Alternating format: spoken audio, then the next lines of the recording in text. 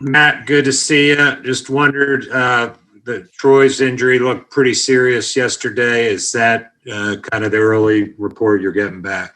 He went to the MRI, I think at 1:30. So waiting to see the severity of the injury right now. Have not heard back from the doctor.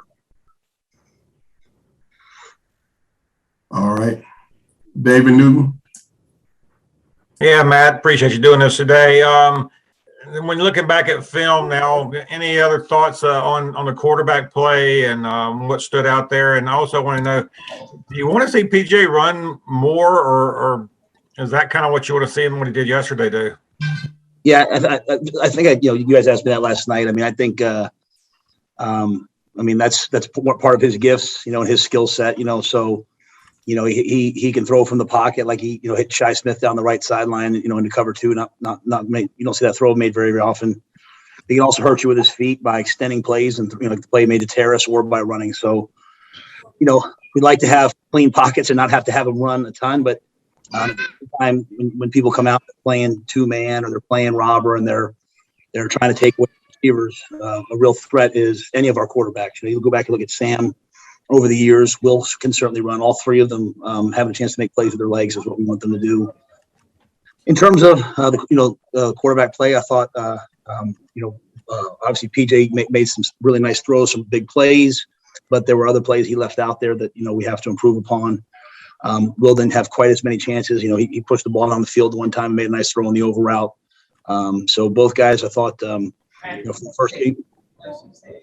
the first game was good, but not great. We're going to continue to work with them.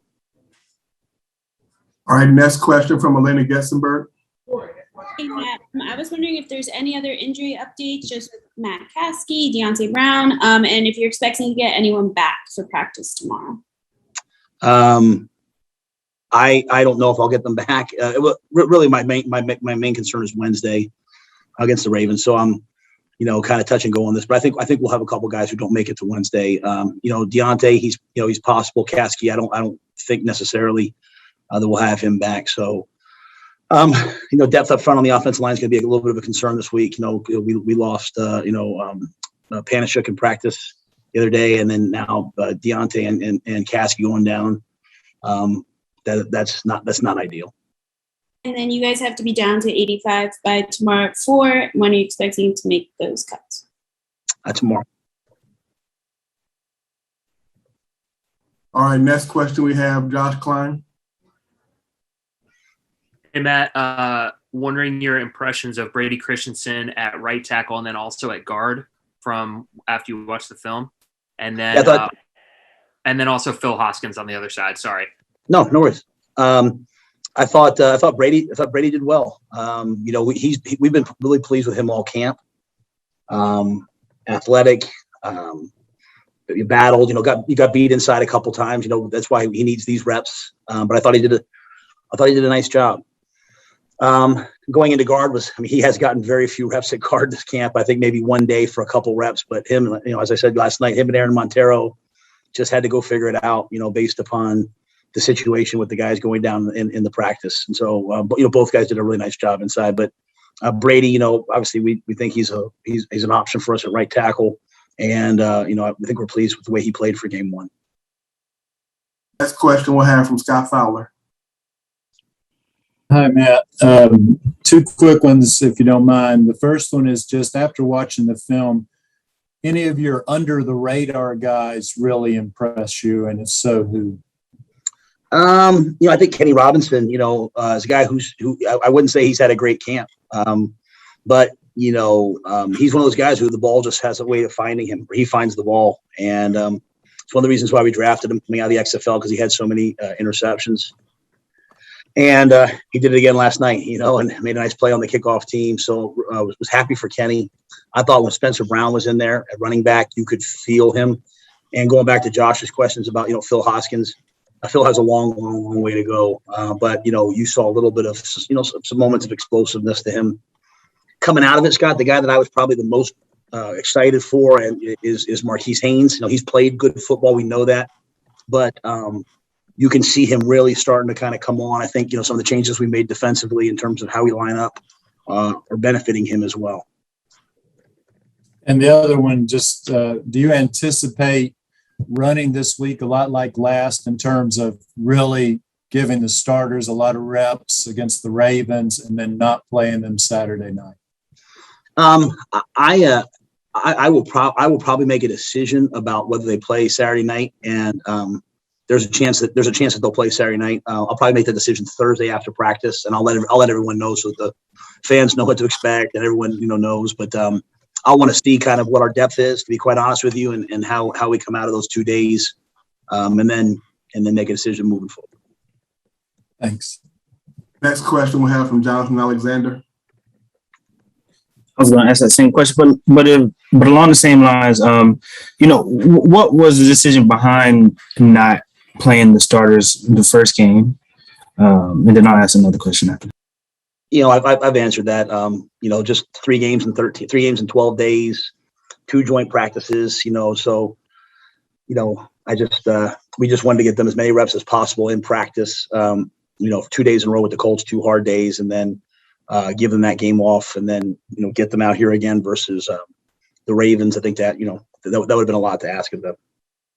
And based on what you saw from the game, what are some things that you're really focusing on this week with the Ravens? Well, we brought the Ravens in. We agreed to this because of who they are, the physical team that they are, the mentality they have, the winning culture that they have, the great defense that they have, the Lamar Jackson, all the special players that they have. So, that in and of itself is a challenge, and why we did this. Both teams that we picked are really good teams, so we wanted to have a chance to match up, and see where we need to improve. And so, I think if there's anything coming out of that game, obviously it would be the penalties. If you're at the joint practices, we had very few penalties. Then we get in the game and we have penalties, right? So that's something that has to be corrected. And so that would, you'd say that would be a focus, but it's always a focus for us. So it just, guys got that first game. For some guys, the first game that they've played in the National Football League, got it out of their system, and hopefully we'll see improvement this week. Next question from Darren Gant. Matt, the weather seems to have been a factor in pushing tomorrow's schedule back a little bit. How much does that worry you going into a couple practices with the Ravens when it might not be ideal conditions? Yeah, just not really anything I can do about it. It is what it is. So we'll go practice. We'll practice in the rain. It rained the other day with the Colts a little bit. Me and Frank and I had said, hey, we weren't going to go in the indoor unless we absolutely had to. There is no obviously indoor in Wofford, so that's why we're practicing first thing in the morning. And if it's unbearable, then we'll push the practice back to later in the day. But one way or another, we'll find a way to get practicing. And you talked about the penalties, Matt. You've kind of leaned on those guys all camp with the DBO sign and go touch the sign and different things. How worrisome is it that, at this point in training camp, that's still an issue with as many as yesterday? I don't think it matters when. I don't care if it's the first day. 10 penalties is 10 penalties, right? So whatever it was, 12. I don't know what the final number was on the sheet. I'm kind of a simple guy. I'm a process guy. I think everything happens for a reason, right? So, all of our starters were walking up and down the sideline yesterday, upset, saying hey, just don't beat ourselves with penalties and we'll win this game. So why do things like that happen? And because everything goes from being, Coach Rhule's process or, the Coach Rhule's standard or brand or whatever you want to call it to the Carolina Panthers. And the more that we get our team to understand that it's not about, what you dress for game day or, what they put about you on Twitter or 2-3 plays you made in the game. It's about what you do playing and play out, the better we're going to be. And, I think culturally, organizationally, I think a lot of our players came out of that game improved because they were like, hey, if we just don't beat ourselves, we have a chance to win. And so whether that was a decision we made or a missed assignment or a penalty, that was really the message coming out of the game last night. So it's what I've been preaching since the day I got here. And it, you have to grow. It has to grow. It doesn't just happen overnight. So we'll stay on it till the day that it looks perfect. Next question from Bash Ty Hurt. Hi, Coach Rhule. Thanks for your time. You talk about the importance of getting better each day. Do you feel like the team left Indy better? Significantly better. Thank you for that question. Significantly better.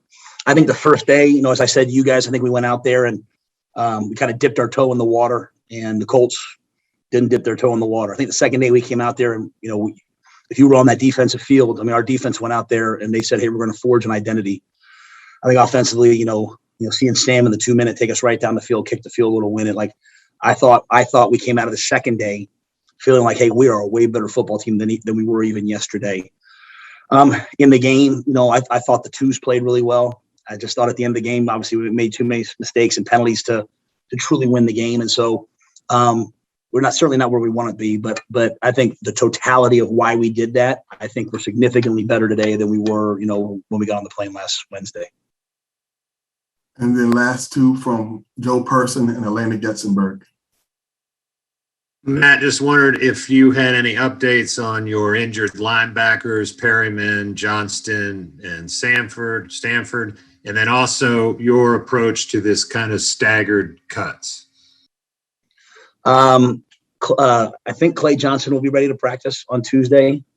I hope Julian is. I think he has a chance to be, and I don't think Denzel will be ready. I'm not, I have not yet seen him, but all indications are that he's not ready yet. So we'll operate, hoping that we have Clay, and then obviously Julian or Denzel would be a bonus.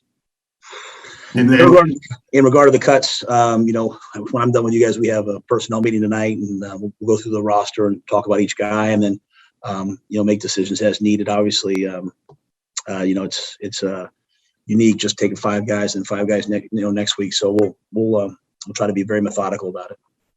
Then Elena followed, and we'll end with Mike Solarte. First, do you have any expectation that AJ will be available this week? There's a possibility. We're not going to rush him though. We saw he had a really good early part of camp, and he's good OTA. So we want to make sure that we let him truly heal. And then I was curious. Terrace has been practicing a lot with the first team and the second team some. But why did you think it was important to have him play yesterday? He's a rotational, first team guy. He goes in there kind of as like the third receiver.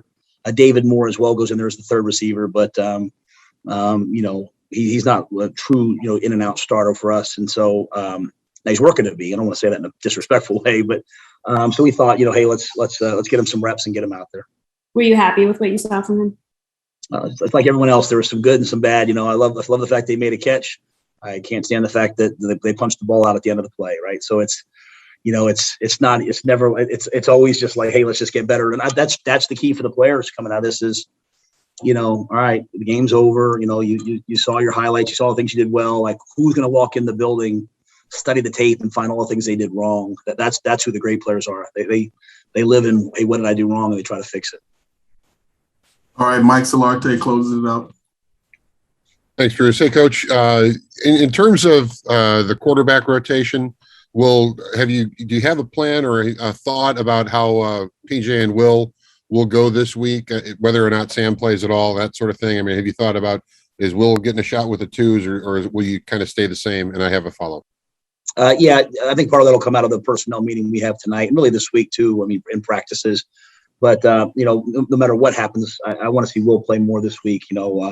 Have a chance to throw the ball a little bit more this week. So I think he, when he was in there, he did well, and he's been good. So I'd like to give him more of an opportunity. And then you talked about how Haynes really showed out for you in Indianapolis, and he's obviously been around and had reps, in regular season games, that sort of thing. Are you looking for guys in the twos and the threes to show that they can basically be, look like a one when they're playing against those twos and threes, and that really make them stand out and jump maybe higher into the roster when you have to come down and make those final cuts? Yeah, absolutely. And I'll just say this, there'll be someone that gets, cut at the 53, probably, unfortunately, for them, but there'll be someone who's not on the 53 who at the end of the year is starting for us. Pretty much that happens for every team. So for me, it's not just about just making those decisions. It's about finding out what people can do and what they do well. And, we're always looking for guys who are going to make the jump, who are going to go from, good to great, or, make a real jump in what they can do. And I think, just watching practices, I think you see Marquise doing that. So there was an expectation he would go in the game and play really well. And, what I loved about Marquise is, in the second half, he wanted to play. Like, he was like, Coach, put me back in there. So which is great. But so I think we made some changes. We have those guys playing in a little bit more of a 2-point stance, and I think Marquise, that fits Marquise, but also at the same time, I think he's really coming into his own in terms of developing, his pass rush moves and the things that he does well.